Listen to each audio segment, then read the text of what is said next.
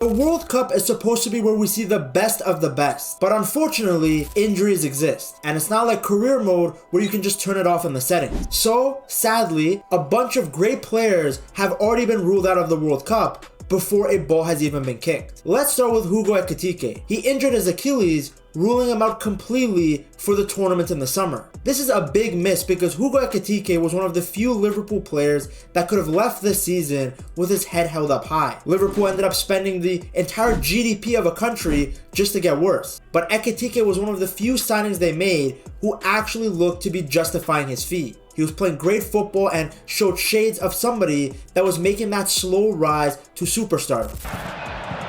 He's worked the shooting chance!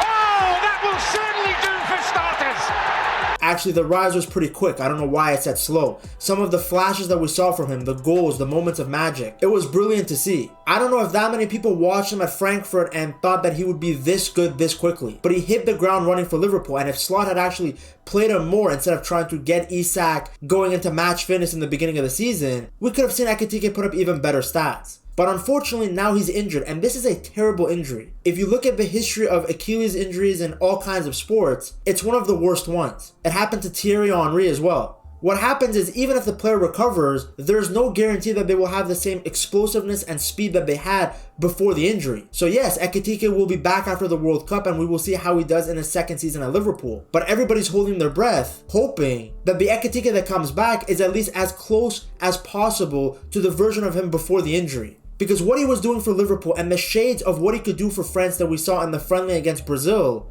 it was scary. Did you think you were going to be that good that early? If I have to be honest with you, yeah. I have a lot of big expectation for myself. Obviously, I had experiences already in Paris when I was coming with the best player in the world, so it was difficult, but I know that that time was different. I knew that I had to settle well, to have a great adaptation to the team, good links with them. I'm someone that trusts myself a lot. I didn't really think that much. I just want to play football. I know I could do way better, but it's good to be here. Like him playing on the left off of Mbappe, Olise and Dembele could have been magical. France easily had the best attack in the tournament, both in terms of quality and depth. But now we won't see it. The only hope that we can have is that Ekitike can still be good when he comes back from injury. Otherwise, we will have to watch the highlights of him before the injury and try and enjoy those. Hopefully that's not the case, but Hugo Ekitike will not be at the 2026 World Cup. Then you have Estevao. Now, according to multiple reports, Estevao and his team are looking at ways to treat his hamstring injury so that he can make it to the World Cup. But if you read those same reports,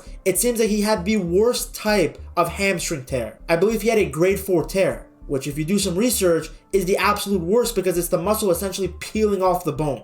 I'm not a doctor, so don't believe my word for it. Just know that Estevao suffered the worst possible hamstring injury out there. I believe it's the same one that happened to Saka, and as we have seen, he came back from his injury and looked a shadow of the guy that we saw before. You hope that with Estevao being younger, he can recover faster. But there's no way this poor guy is going to make it to the World Cup, and that's a shame. It could have been a breakout year for the teenager. He looked great for Chelsea in his first season in the Premier League, and considering how much Brazil needed a right winger, he would have been excellent for the national team as well. Him on the right, playing off of Matheus Cunha, playing off of Vini, playing off of João Pedro. You never know what happens at an international tournament. With everybody watching, Estevao's PR and ceiling could have hit another level. Here's Cucurella, right across for Estevao!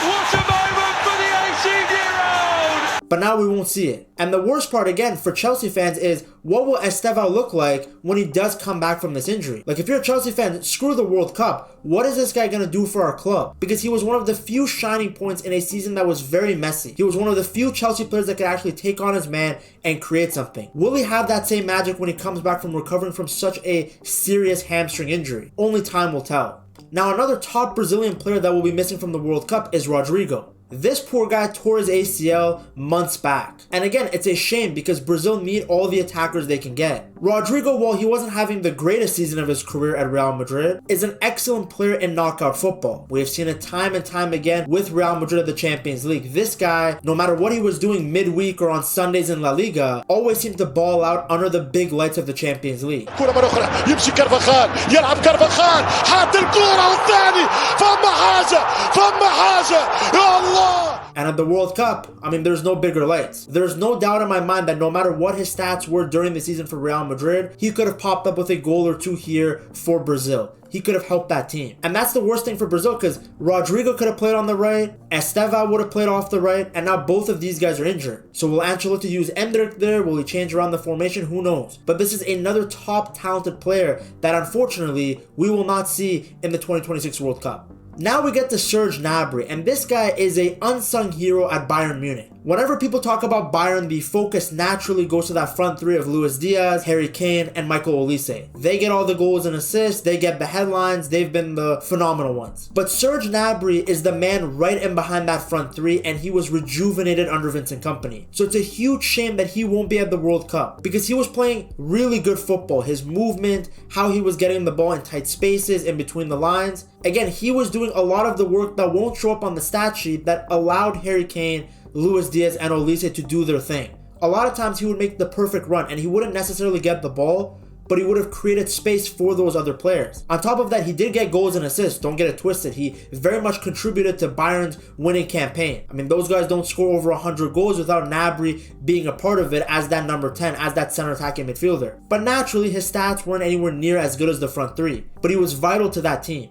And he would have been vital to Germany as well, playing off of Florian Wirtz, Jamal Musiala. So it's a shame that a player who was in such good form domestically cannot continue that form into international football in the summer. And then lastly, we have Levi Colwill. This poor guy has been injured since the Club World Cup. I do think that if he had gone injury-free, he probably would have made it to the England national team. I could have seen the partnership being between him and Gay, because he was playing so well at the Club World Cup, and Chelsea missed him all season, because despite him getting injured so early, like the normal season hadn't even started yet, the Yankees, who are in Chelsea's ownership, decided not to buy another center back, and well, Chelsea are paying for it now. It's a big loss for us. How important Levi has been for us last season, for the way we want to play.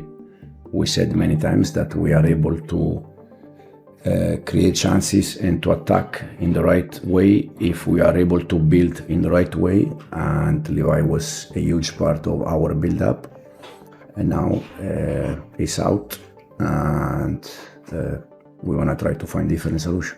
It's also a big miss for England, because I think Levi Colwill has a lot of great qualities. And based on how he looked at that tournament, you can make a safe assumption that he would have kept improving as the season went on. But unfortunately, he won't be at the World Cup. Now, the next list of players that I'm going to share are players that are not ruled out for the World Cup, but they're ruled out for the season, making their return in time for the summer a little bit risky. Firstly, it's going to be Lamine Yamal. The poor guy has been ruled out of the remaining La Liga season. According to Fabrizio's tweet and other reports, he is expected to make it back to the World Cup. Now, this is a great sign on paper, but with an injury like his hamstring, there's no guarantee that, number one, he will actually make it. They're just giving a conservative timeline based on the information they have now. We don't know what his recovery will look like until we get closer to the tournament. But the bigger issue is, if Yamal does recover in time, are we really going to see the best version of him? Because he's going to have come off a serious injury, an injury that was bad enough where they already ruled him out for the remaining La Liga games.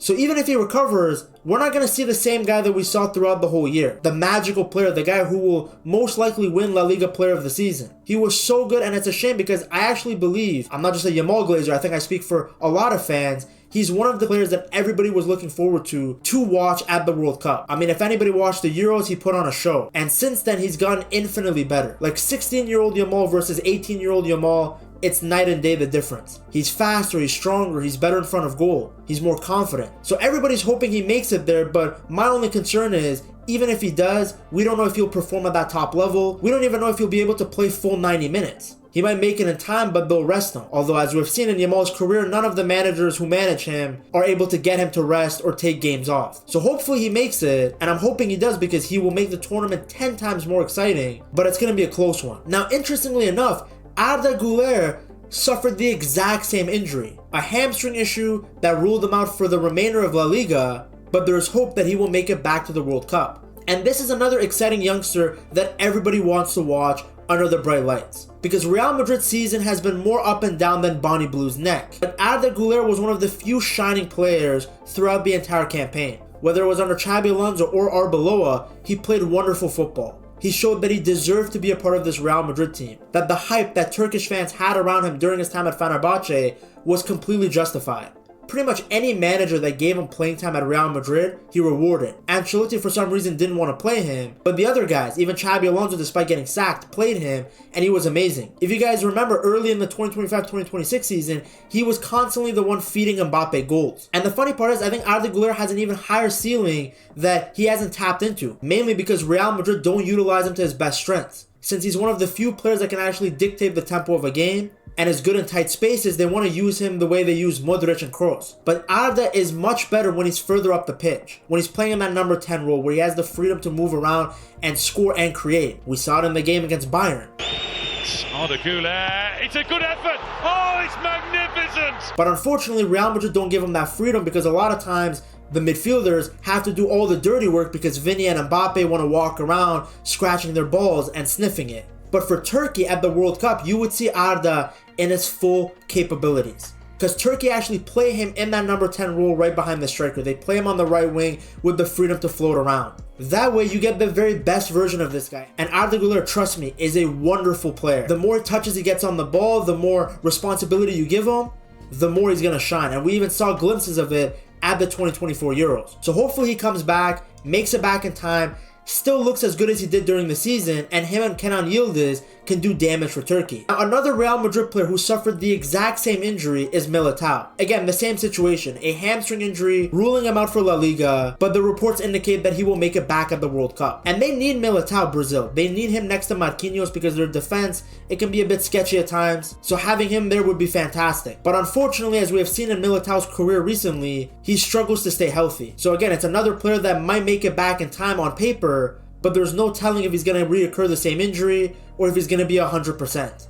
But it's very weird that three players essentially suffered the exact same injury in such a short span of time. But Brazil do need him. Then you have Romero, who I believe injured his knee. I remember how the injury happened. The Sunderland striker basically just pushed him into the keeper, and that's what caused the issue. Somehow that guy didn't even get booked for the exchange, but whatever, Premier League reffing. But Romero is vital to the way that Argentina play. Yes, for Tottenham, the guy hasn't been fantastic, but honestly, when you play on that team, how can you ever shine? I still think Romero is a very good center back. Messi, in fact, has called him the best center back in the world at one point, and I don't think the greatest footballer ever would lie. I mean, he could be glazing his fellow countrymen, but we have seen how good Romero can be, even at Spurs. They don't win that Europa League title without him. And for Argentina, it's a different story because the players around him are actually good players and he's not trying to battle relegation. We saw how good Romero was at the 2024 Copa America. Locks down that back line. When he puts on the national team jersey, somehow he's able to balance between being a very good defender and just a absolute aggressive machine. In the Premier League, it's a bit hit and miss. Some games he just